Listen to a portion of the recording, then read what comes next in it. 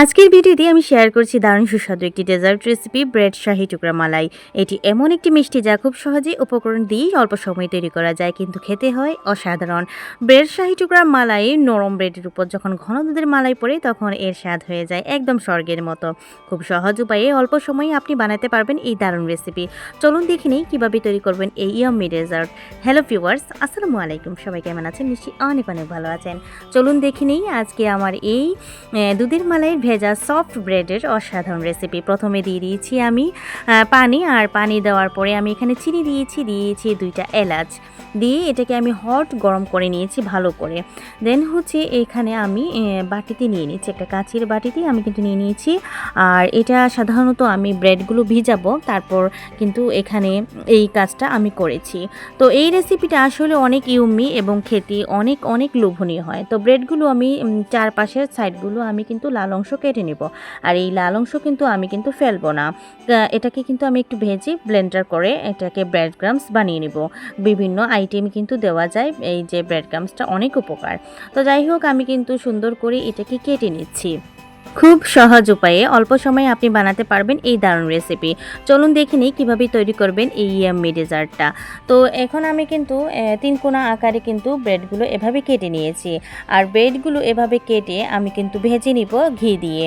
আর এই রেসিপিটা আমি বানিয়েছি শুধু বাচ্চাদের জন্য। বাচ্চারা আসলে মিষ্টিটা একটু খুবই পছন্দ করে, তবে এত বেশি না। তারা কিন্তু এই ডেজার্টটা অনেক ভালোভাবে খেয়েছে। আমার আগের রেসিপিটাও কিন্তু আমি সবসময় বাসায় বানাই, বাচ্চারা কিন্তু অনেক পছন্দ করে। আমার আগের ভিডিওতে দেখতে পারবেন, চ্যানেলে আছে, আমি ব্রেড দুধ মালাই কীভাবে বানিয়েছি। তো এই তো আমি কিন্তু সবগুলো একে একে করে ঘিতে ভেজে নিব। আর খুব ক্রিস্পি আকার করে ভাজবো, একটু লাল করে, যাতে এটা ভিজার পরও কিন্তু ভেঙে না যায়। তো খুব সুন্দর এই রেসিপিটি আপনাদের কেমন লাগছে অবশ্যই কমেন্টের মাধ্যমে জানাতে ভুলবেন না। আর অবশ্যই লাইক দিয়ে আমার ভিডিওটি আপনারা ফুল ওয়াচ করে দেখবেন। আর আপনারা ভিডিও দেখেন বলেই কিন্তু আমি ভিডিও প্রতিদিন নিয়ে আসি। তো এই তো ব্রেডগুলো ভাজা হয়ে গিয়েছে। এখন কিন্তু আমি আগে থেকে যে চিনি শিরাটা করেছি এটাতে কিন্তু একটা একটা করে এভাবে ভিজিয়ে দেব। আর খুব সাবধানতার সাথে ভিজাতে হবে, নয়তো এটা ভেঙে যাবে।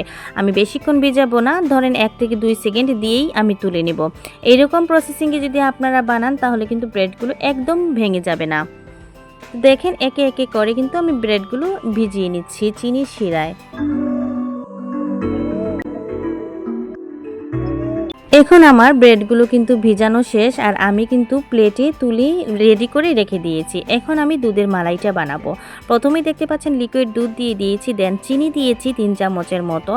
আর দুধ আমি এখানে দিয়েছি চায়ের দুধটা দিলে অবশ্যই ভালো হয়। তো চায়ের দুধটা আমি এখানে 4 চামচ দিয়েছি। তো এখানে আমি যে আগে থেকে দুধ জাল করে রাখা, এখানে আমি কাস্টার্ড পাউডারটা দিয়ে দিচ্ছি। কাস্টার্ড পাউডারটা দিলে কালারটাও সুন্দর হয় এবং এই মালাইটা কিন্তু ভারী হয়। তো এই তো সবগুলো ঢেলে দিয়েছি এবং সুন্দর করে কিন্তু আমি এটাকে মিক্সড করে গরম করে নেব। এখন যেটা লাগছে সেটা হচ্ছে নারিকেলের নারিকেলের অবশ্যই গোড়াটা আপনারা দিতে চাইবেন। নারিকেলের যে স্মেলটা অনেক ভালো হয়, আর নারিকেলটা আমি দিয়েছি, আমার কাছে খুবই ভালো লেগেছে। এবং এই রেসিপিটা এই নিয়ে আমি 3 বার বানিয়েছি বাসায়। সবাই কিন্তু এটা মুখরোচক হয়ে গিয়েছে এবং প্রশংসায় পঞ্চমুখ সবাই। তো এই তো আমি আগে থেকে যে ব্রেডগুলো বাটিতে তুলে রেখেছিলাম এগুলো কিন্তু এখন আমি এগুলোতে মালাইয়ের যে দুধটা সেটাই কিন্তু দিয়ে দিয়েছি, এবং সাজানোর জন্য কিছুটা বাদাম এবং কিশমিশ দিয়ে দিয়েছি। রেসিপিটা আপনি বাচ্চাদের টিফিনে দিতে পারবেন, বিকেলের আড্ডায়, সকালের নাস্তায়ও আপনি রাখতে পারবেন। এটা এমন একটি ডেজার্ট, অনেক সফট এবং অনেক ভালো লাগার একটি রেসিপি। আমার কাছে খুবই ভালো লেগেছে। আশা করছি আজকের এই রেসিপিটা সবার কাছে ভালো লাগবে। আমার আজকের এই ভিডিওটা এই পর্যন্তই। যাদের ভালো লাগবে অবশ্যই লাইক, কমেন্ট, শেয়ার এবং সাবস্ক্রাইব করে আপনারা আমার পাশেই থেকে যেতে ভুলবেন না। আজকের মতো এই পর্যন্তই। নতুন ভিডিও নিয়ে অবশ্যই হাজির হব। সে অবধি সবাই ভালো থাকবেন, সুস্থ থাকবেন। থ্যাংকস ফর ওয়াচিং এন্ড আসসালামু আলাইকুম।